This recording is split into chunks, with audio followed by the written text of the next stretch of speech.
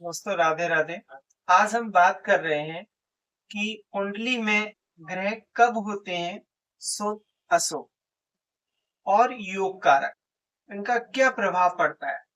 जैसे हम बात करें कि कुंडली में ग्रहों के योग कारक होने पर जातक के जीवन में, जो व्यक्ति है उसके जीवन में भाग्य का अच्छा भाव मिलता है और जातक का जीवन सुखमय रहता है। ज्योतिष में कुल 12 लग्न कुंडलियों का निर्माण होता है। इन सभी लग्न कुंडलियों में कुछ ग्रह योग कारक तो कुछ अशुभ होते हैं। अब हम ऐसे यहाँ पे बात करें कि व्यक्ति कुंडली में व्यक्ति के भूत, वर्तमान और भविष्य के बारे में हम कुछ जानकारी पहले ही प्राप्त कर सकते हैं। कुंडली के अध्ययन से देखें तो सभी 12 राशियां, 9 ग्रह और 12 भावों का आपसी संबंध और स्थितियों का विशेष महत्व होता है, जिसके आधार पर ही हम क्या भविष्यवाणी करते हैं।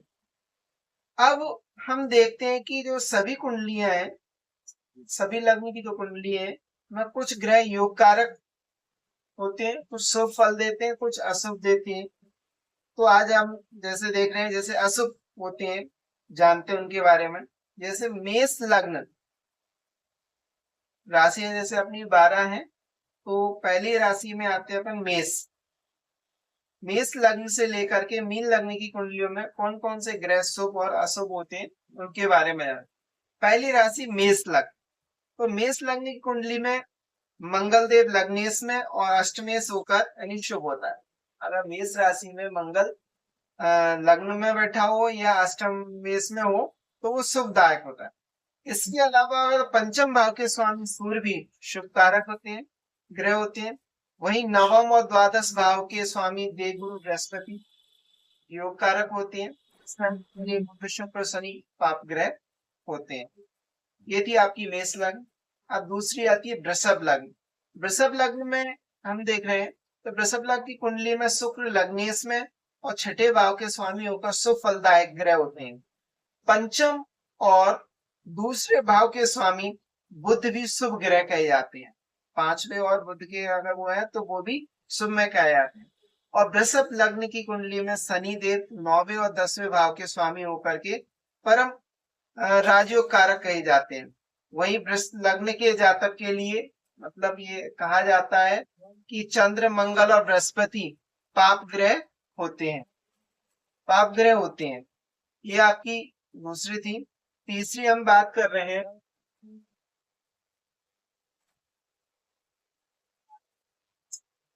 मिथुन लग्न।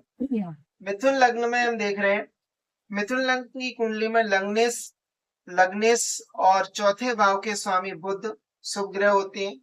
पंचम और द्वादश भाव के स्वामी शुक्र भी क्या शुभ ग्रह माने जाते हैं।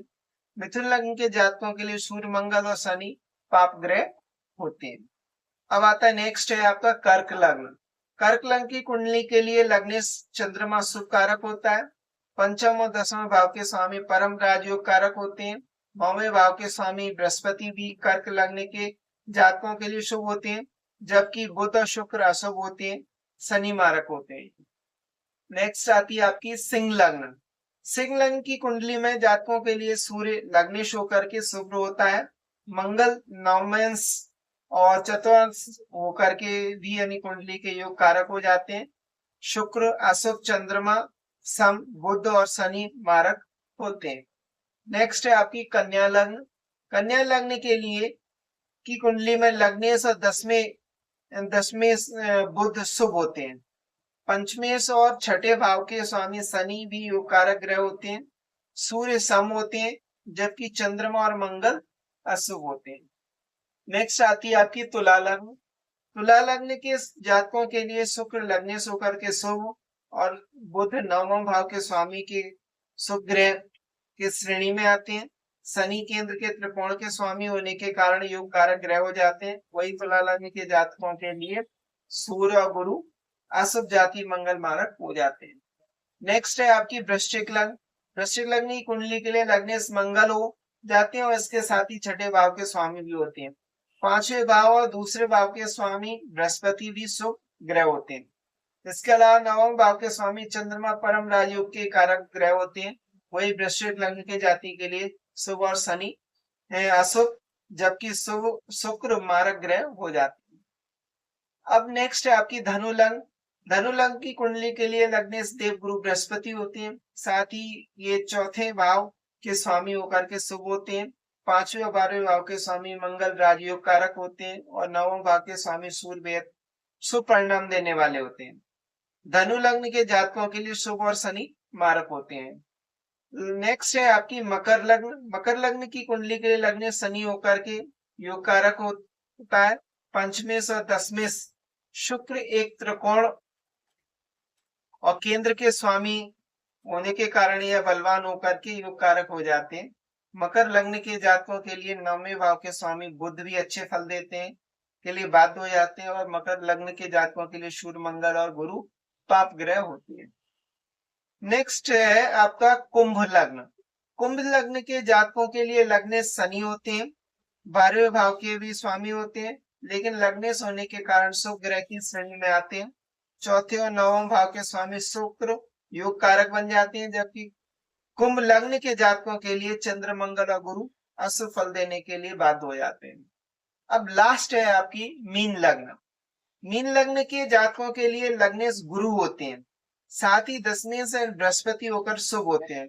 5वें भाव के स्वामी चंद्रमा त्रिकोण मंगल भाव के स्वामी होकर के योग कारक होते हैं, जबकि मीन लग्न के जातकों के लिए सूर्य शुक्र और शनि पाप ग्रह होते हैं।